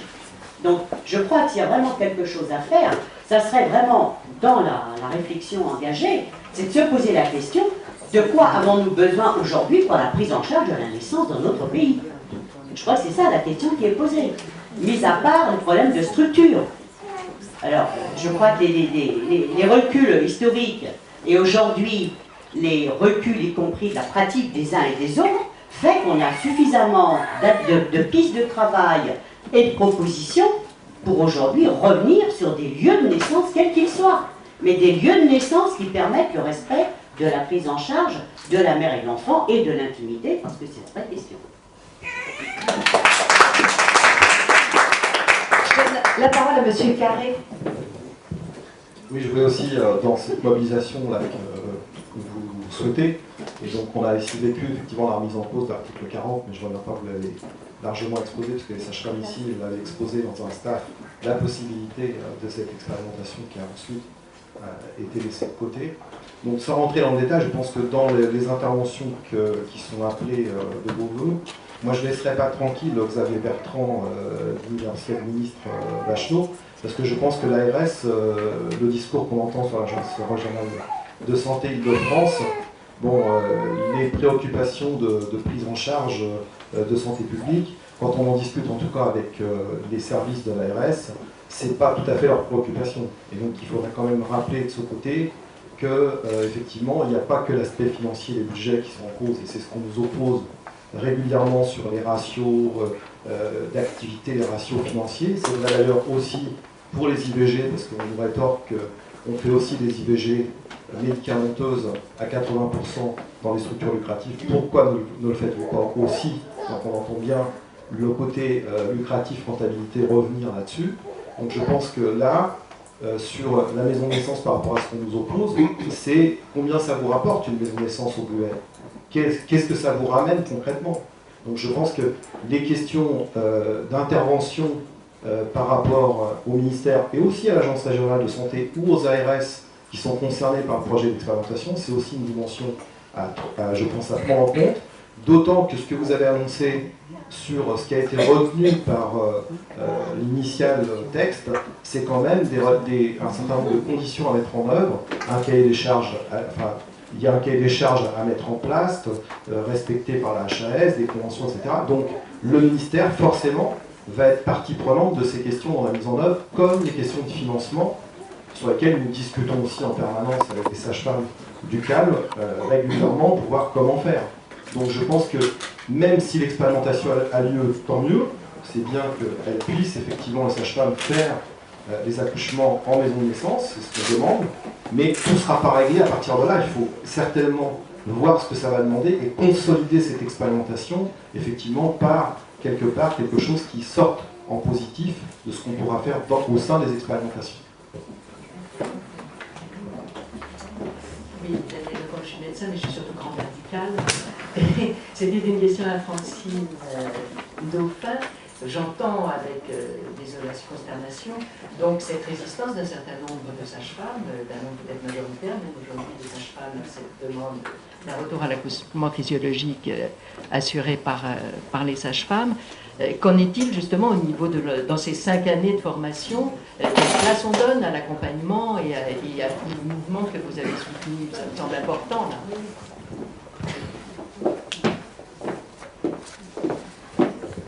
Je crois que dans ce pays de France, la notion de physiologie est inconnue. C'est-à-dire que j'ai vu au cours de mes nombreuses années évoluer la définition de l'accouchement normal. L'accouchement normal maintenant est un accouchement sous péridurale, péri, sympto, forceps, épisio. Moyennant quoi, accouchement normal.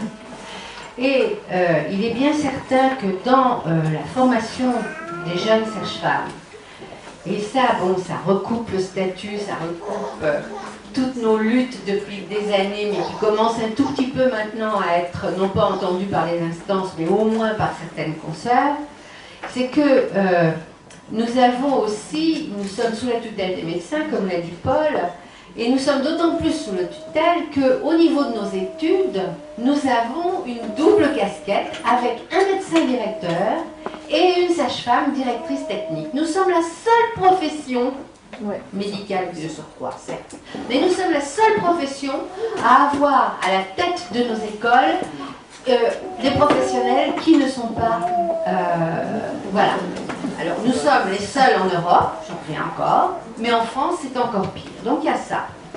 En plus, le lieu des écoles, ce sont les CHU et les terrains de stage, encore qu'actuellement, ça commence un tout petit peu à s'ouvrir, mais les terrains de stage, c'est essentiellement les hôpitaux. Donc, les plus jeunes collègues qui sortent de l'école, nous le voyons bien lorsque nous accueillons des stagiaires de 5e année maintenant, qui vont être sages-femmes dans quelques mois, elles n'ont jamais vu une femme accoucher sans péridurale.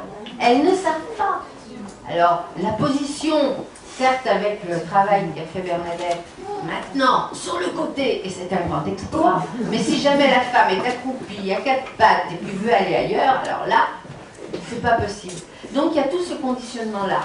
Je ne parle pas du fait que les études de sage-femme qui ont été revues, je crois, en 2003, faisaient passer brillamment de 180 heures de physiologie sur les 4 années d'études à plusieurs. Et nous avions, pour une profession qui est définie comme étant s'occupant de la physiologie, il y avait sur tout le temps des études 180 heures de normalité qui souvent étaient assurées dans certaines écoles par des internes, parce que là il n'y avait pas besoin de savoir beaucoup, mais comme ils ne savaient rien, mais sûrement pas des sages-femmes. Enfin bon voilà, nous avons tout à refaire, on est bien d'accord, mais l'envie que, enfin, nous le voyons bien avec certaines étudiantes que nous accueillons, et je pense qu'au niveau du calme, si vous en accueillez, c'est pareil, elles sont complètement déstabilisées par ce qu'il faut voir, et puis pour certaines, ça va être l'horreur, et puis pour d'autres, ça va être ça, c'est peut-être vraiment ce que j'ai envie de faire. Mais il n'y a même pas besoin qu'elles viennent au calme, juste au bluet. Elles sont déjà déstabilisées. Bon, d'accord, je connais pas bien la situation. Non, mais sûrement, bien entendu. Donc c'est un éclairage différent, mais bon, ça ne suffit pas. Après, il y aura le compagnonnage. Enfin, il y a tout un truc à faire. On est bien d'accord. C'est pour ça que beaucoup de sages-femmes, alors elles ne sont pas contre. Elles disent que, bon, après tout, elles ne sont pas si mal là où elles sont, encore que ça change un peu, et elles ne voient pas pourquoi on les forcerait à faire autre chose. Non, on ne les force pas, mais on aimerait bien quand même qu'elles soient... Il n'y aura pas non plus 10 000 lieux de vie, enfin, il n'y aura pas énormément de médecine de naissance. Non, mais vous savez que si on met une femme et une sage-femme, il y en aura quand même beaucoup. Oui, c'est ça. Excusez-moi de réagir, mais la question, c'est pas de multiplier les maisons de naissance. Personne ne le revendique. Par contre, qu'il y ait le libre choix aujourd'hui dans le contexte d'aujourd'hui, c'est une vraie question. Par contre, l'autre problème, c'est le concept de l'accompagnement, de la prise en charge de l'accouchement dans tous les lieux de naissance, quels qu'ils soient. C'est ça la vraie question. Et là pour l'instant, ce débat, il n'a pas lieu. Et quelque part, le débat ou le faux débat qu'il y a eu au niveau de la loi est en train de camoufler ce débat-là. Ce qui fait que les sages-femmes aussi ont repris le pavé de Paris le 12 mai. Je voulais reparler aussi de la physiologie, parce que les sages-femmes en formation ne voient peut-être pas trop d'accouchement physiologique. Je pense que les médecins, comme 90% des accouchements sont physiologiques, il faudrait aussi, même si on doit plus tard dans nos études nous occuper de la pathologie, il faut qu'on apprenne la physiologie, sinon on n'y arrivera pas. Donc il faut favoriser, pas simplement les maisons de naissance, mais aussi dans les hôpitaux. Au Bleuet, on est un bon exemple pour ça, qu'il y ait de la physiologie et que les médecins, les internes, les futurs gynécologues obstétriciens apprennent, les futurs médecins généralistes apprennent la physiologie et voient ça, puisque après, on peut d'autant mieux gérer la pathologie qu'on sait faire, on a vu faire de la physiologie.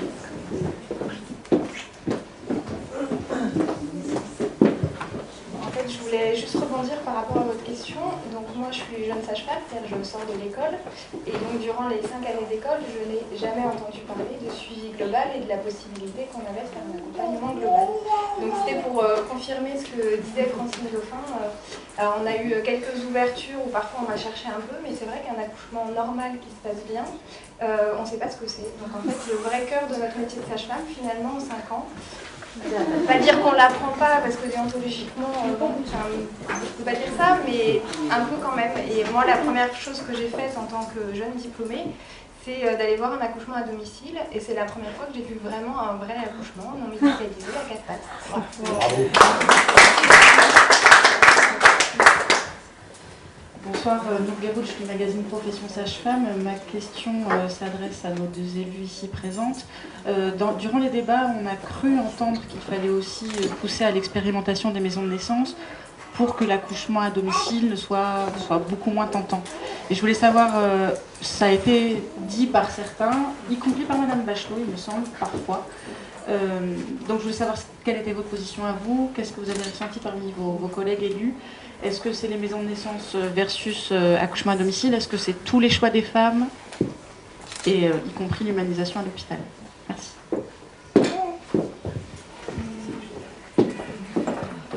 Pour répondre à votre dernière question, l'humanisation à l'hôpital n'a pas été abordée. Les naissances à domicile, le sentiment que j'ai eu en tout cas, c'est qu'il risquait d'y avoir plus de demandes de naissance à domicile parce que les futures mamans n'avaient pas envie d'être trop médicalisées. Et que les maisons de naissance étaient une manière de répondre à ce désir d'intimité, de cocooning, et que si nous mettions si ces maisons de naissance étaient effectivement accolées à des maternités, il y avait à la fois cet aspect et d'un autre côté la sécurité.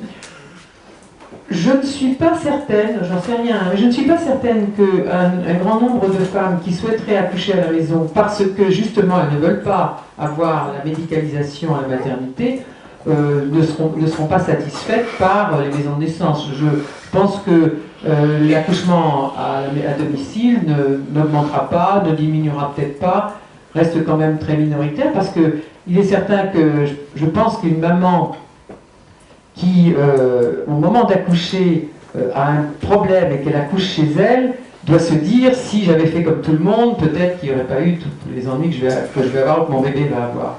Donc je pense que les maisons de naissance sont vraiment une réponse à toutes ces questions. Et ce qui a été abordé, c'est que les maisons de naissance n'étaient pas suffisamment sécures. C'est pas du tout le contraire, hein.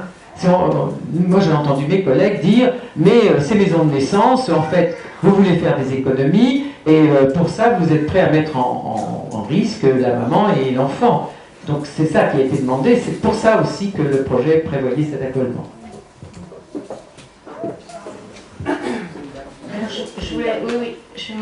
Je voulais juste répondre par rapport à l'accouchement à domicile. En France, on est tout blanc ou tout noir, vous savez, c'est oui, non. Dans certains pays, dans beaucoup de pays, dans la plupart des pays, pour ne pas dire tous les pays, on est beaucoup plus réaliste. Et on n'interdit pas.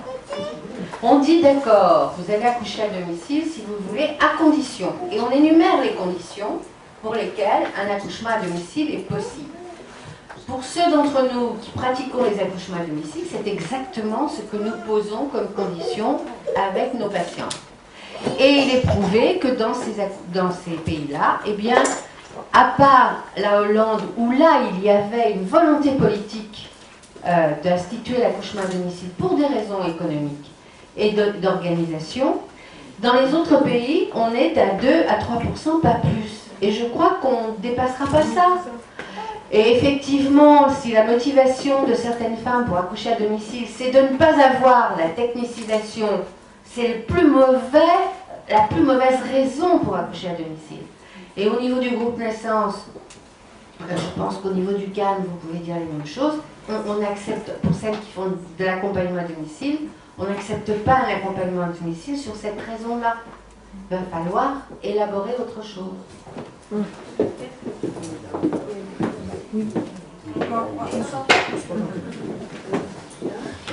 J'arriverai à causer un moment.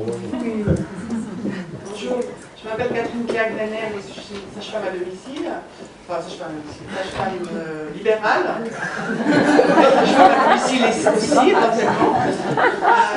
Voilà, une première chose, c'est que mes collègues hospitalières, moi j'ai longtemps été hospitalière, je suis très hospitalière, et je suis désolée de faire des accouchements à domicile parce que je voudrais faire des accouchements en maison de naissance.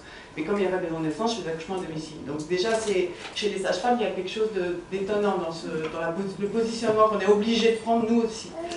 D'autre part, mes collègues hospitalières, je ne sais pas si elles sont contre ou pour, ou si on peut dire les choses comme ça. Celles avec qui j'ai discuté lors de la manifestation du 12, elles ont plus le temps de réfléchir, en gros, c'est ça qu'elles disent. C'est-à-dire qu'elles sont nées dans le guidon, elles font le boulot de 3 personnes, 4 personnes, elles n'ont pas pris leur congé, elles ont 3 divorces sur le bras, parce qu'elles ont plus vu leur mari et leurs enfants. Non, je rigole, mais c'est un peu ça quand même. Vous remarquerez dans les hôpitaux, il n'y en a pas une qui a plus de 30 ans quand même, parce que les conditions de travail, c'est plus possible après cet âge-là. Et donc, je crois qu'elles sont dépassées par les événements qui se passent, comme on est tous dans cette réalité-là. Donc c'est ça que je voulais dire, c'est que je ne suis pas sûre qu'il y en ait qui soient pour ou contre, on n'en est pas, c'est pas une religion, les maisons de naissance, c'est une solution que d'autres pays européens ont prouvé qui était économique d'un point de vue financier et qui correspondait aux besoins des femmes de notre époque. Ça c'est la première chose. La deuxième chose, c'est l'évaluation du risque. Alors, il y a le risque avéré, il y a le risque latent, il y a le risque potentiel, il y a le calcul de risque, mais la réalité de la pathologie, c'est encore autre chose. C'est-à-dire qu'on mélange tout dans la manière d'évaluer les choses. Et moi, je me suis installée en libéral parce que je commençais à trouver qu'il y avait plus de risques pour les patientes d'accoucher à l'hôpital qu'à domicile. C'est-à-dire que, je ne veux pas parler de cette femme qui a perdu son bébé récemment parce que personne ne s'est occupé d'elle, mais on va arriver à des situations où la prise en charge hospitalière, c'est-à-dire dès qu'on dit accouchement médicalisé, on dit sécurité. Mais attention, je ne suis pas sûre que ce soit vrai encore aujourd'hui. C'est-à-dire que c'est implicite, de la même manière qu'on dit accouchement normal, c'est comme l'a dit ma collègue, un accouchement avec péridurale, etc. Parce que c'est médicalisé, c'est sécurisé, c'est pas vrai. C'est sécurisé s'il y a le personnel nécessaire, qu'il y a un accompagnement global véritable, que le dossier est connu, qu'il n'y a pas 50 intervenants, que le transfert des informations se fait entre les différents partenaires à chaque fois. Donc, on considère de façon implicite que la sécurité, elle existe dans les hôpitaux, mais je ne suis pas sûre du tout. Et d'autre part, quelque chose qui me paraît encore plus dangereux, c'est que par celles de mes collègues qui font comme moi de l'accouchement à domicile, elles sont tellement mal reçues dans les maternités. Je ne parle pas des bleuets, hein, je parle de la PHP, on va dire, en général, en Ile-de-France, ou dans les cliniques privées, parce que moi, mes patientes, elles sont inscrites dans la maternité de leur choix, c'est-à-dire à côté de chez elles. Et puis si je dois les transférer, eh bien je les transfère parce que j'estime qu'il faut qu'elles soient transférées en cours de travail. Et donc, la manière dont on est reçu, je ne parle pas moi, hein, la patiente, c'est absolument abominable. Et là, le risque existe. Il n'existe pas dans le transfert, il existe dans inconsciemment ce qu'on va faire en sorte de pouvoir en fait gagner une demi-heure, parce que si jamais ça se débloque, eh ben, finalement on va pouvoir éviter d'aller se faire engueuler. Vous voyez ce que je veux dire? C'est là qu'il est le danger. Mais ça, celui-là, il n'est pas non plus mesuré aussi. C'est-à-dire qu'une jeune sage-femme qui comme celle qui sort de l'école, qui n'a jamais vu d'accouchement à domicile et qui s'installe et qui fait des accouchements à domicile, ah oui, là ça va être dangereux parce que il faut avoir un peu de bouteille pour dire, bah, tant pis, je vais me faire engueuler. Pas grave, moi je m'en fous maintenant, j'ai plus de choses à prouver, au bout d'un 5 ans de carrière, ça va, j'ai vu beaucoup de choses, donc on m'engueule. Par contre, la manière dont on traite ma patiente, ça c'est beaucoup plus grave. Donc ces éléments-là doivent, à mon avis, être pris en compte dans l'évaluation. Pas seulement pour ouvrir et expérimenter les demandes de naissance, mais aussi dans le suivi et dans la manière dont on va étudier les dossiers qu'on aura traités. Merci.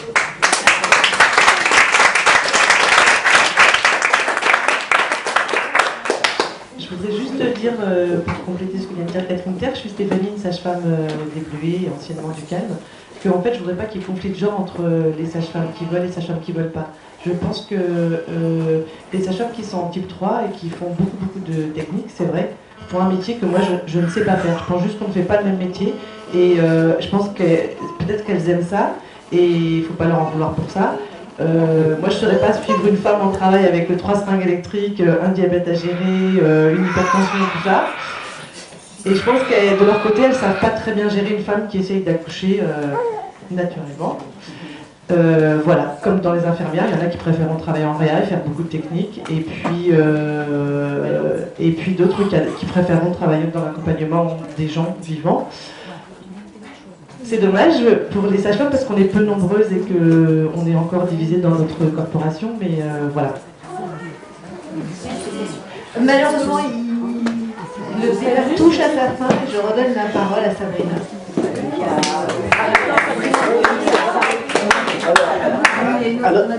Alors, oui, mais Willy, il va faire assez court. Donc moi, je suis Willy BSN, je suis sage-femme. Ça fait 20 ans que je fais du suivi global. J'ai été de la première promotion des hommes sages-femmes, 1982, on ne reviendra pas là-dessus. Je suis membre du groupe Naissance et accessoirement, je suis vice-président de mon syndicat. Ce que je voudrais dire rapidement, c'est que la problématique des maisons de naissance, je veux dire, on a été un peu naïf.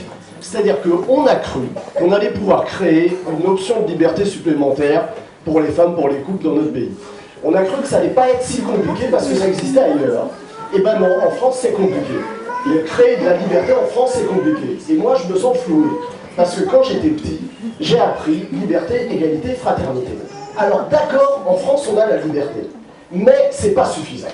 On peut aller beaucoup plus loin dans notre revendication de liberté. Et pour moi, toute cette question-là, elle est juste une question de revendication de liberté individuelle. On a en France des professionnels que sont les sages-femmes, qui sont formés, etc. On n'y reviendra pas, Paul a été formidable à ce sujet. Mais on a des professionnels dont l'objectif n'est pas leur propre intérêt, mais bien l'intérêt des patientes, des bébés et des couples dont elles s'occupent. Donc le but des sages-femmes, c'est pas de faire des accouchements à la maison, ou à la clinique, ou à l'hôpital, avec ou sans péridurale. Le but des sages-femmes, c'est que les femmes, notamment, mais aussi les conjoints, bien sûr, et les bébés soient dans de bonnes conditions pour cette étape primordiale dans leur vie. Voilà, est-ce que c'est bien, c'est pas bien, c'est mieux, c'est pas mieux? On n'en sait rien, on est des humains et on sait tous à quel point tout ça est très compliqué. En tous les cas, moi je milite pour revendiquer la liberté. Et je propose, parce que, en fait, en gros, on a 2 options. Soit, dès demain, tous les humains, et notamment ceux qui nous représentent dans différentes assemblées, se rendent compte que c'est pas une affaire de femme d'être enceinte et d'accoucher, c'est une affaire d'humain. Voilà, simple. Voilà, ça nous concerne tous, c'est une affaire d'humain. Et alors ils se rendent tous compte, et donc on n'a pas besoin d'avoir beaucoup de femmes dans nos assemblées pour venir dire, mais attendez, il y a quand même des choses importantes. Hein, on a entendu parler effectivement que pas mal de projets passaient là sur la chasse et tout ça. Moi la chasse, ça ne m'intéresse pas. Bon, et ben il se trouve que autre chose m'intéresse et intéresse beaucoup de nos concitoyens, c'est la naissance. Alors soit, d'ici demain, tout le monde se rend compte que ça n'est pas qu'une affaire de femmes et que donc même les hommes pourront porter l'intérêt d'être bien suivis, bien accompagnés et que ce soit bénéfique pour tous, soit on fait autre chose. Soit dès demain, on crée un parti politique de femmes uniquement et vous squattez la moitié des postes dans les assemblées. Parce que sinon, ça ne changera jamais. Donc voilà, ce sont 2 propositions. Soit tout le monde accepte d'être des humains, soit on met moitié de femmes partout et au moins ça viendra en discussion. C'est pas faute d'avoir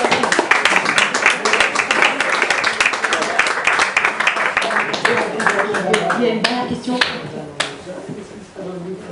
C'est plutôt une réaction. En fait, c'est sûr que ça intéresse tout le monde.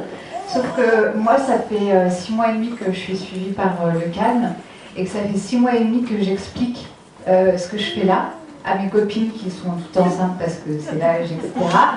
Et qu'on me prend pour une folle et qu'on me dit oui, bon, on en reparlera plus tard, hein, quand elles ont eu leur premier ou quoi. Et en fait, on ne parle pas du tout de ça. On a parlé de la méconnaissance des sages-femmes, on parle de peur. Et on ne parle pas de la méconnaissance en fait des femmes. Moi, si j'avais pas une cousine au Canada, une copine en Islande et que j'avais vécu un peu en Suède, j'aurais aucune connaissance de l'accompagnement global parce que ma mère n'avait pas accès à ça, elle a accouché tout à fait naturellement, mais voilà, par la force des choses évidemment, et qu'on ne parle pas du tout autour de nous de tout ça. Et quand on parle d'accompagnement global, il faut expliquer, maison de naissance, il faut expliquer, l'accompagnement mensuel avec la sage-femme, il faut l'expliquer. Et souvent, autour de moi, mes copines, elles me disent « Ah, ben, je savais pas, et j'aurais bien voulu savoir ». Et ça, c'est aussi une grosse partie de sensibilisation, j'ai envie de dire, pour que les femmes soient au courant qu'il y a quand même si la maison de naissance n'est pas encore légalisée, on va dire, qu'il y a quand même des alternatives et qu'il faut communiquer dessus, et on ne communique pas assez, il faut le savoir.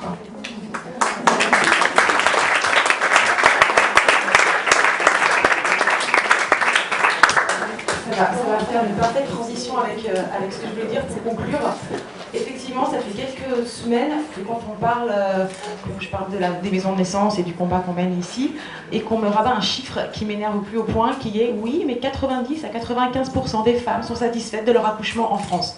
Oui, elles ne savent pas qu'elles peuvent être insatisfaites.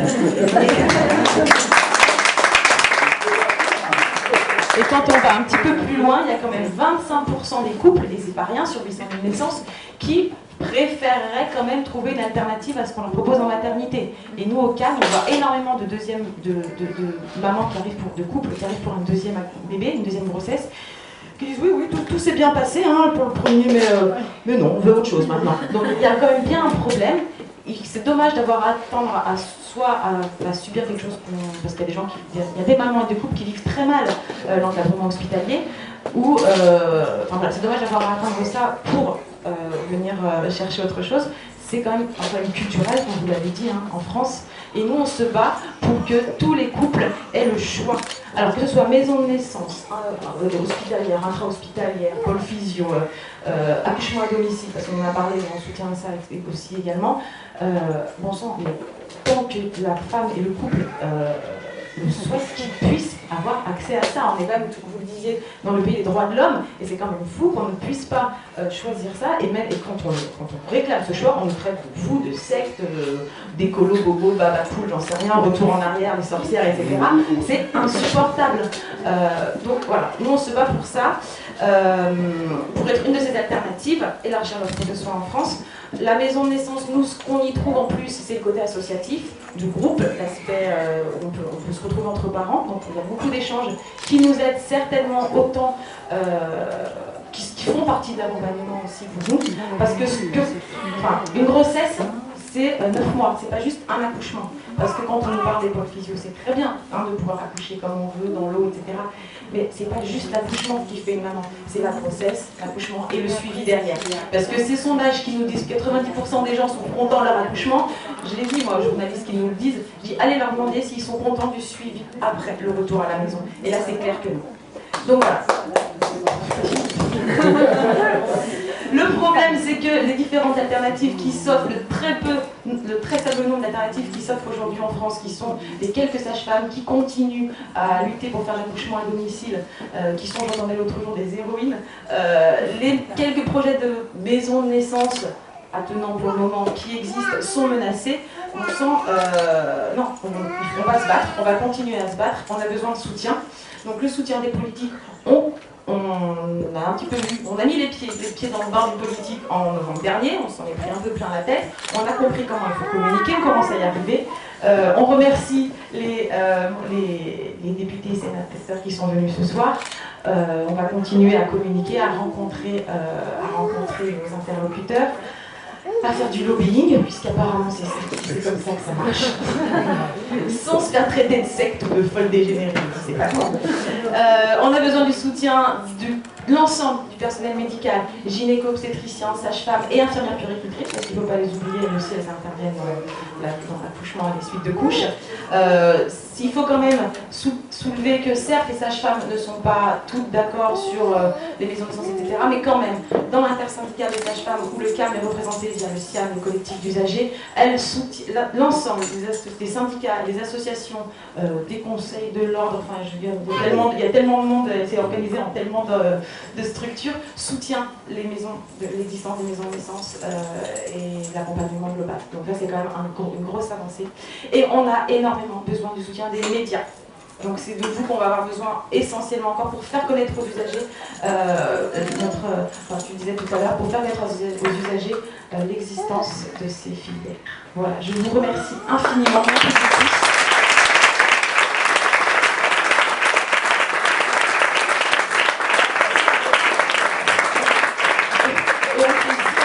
Au fond de la salle qu'un délicieux buffet préparé par les membres de l'association vous attend. Merci. Tu vas filmer un petit peu? Tu vas filmer un petit peu?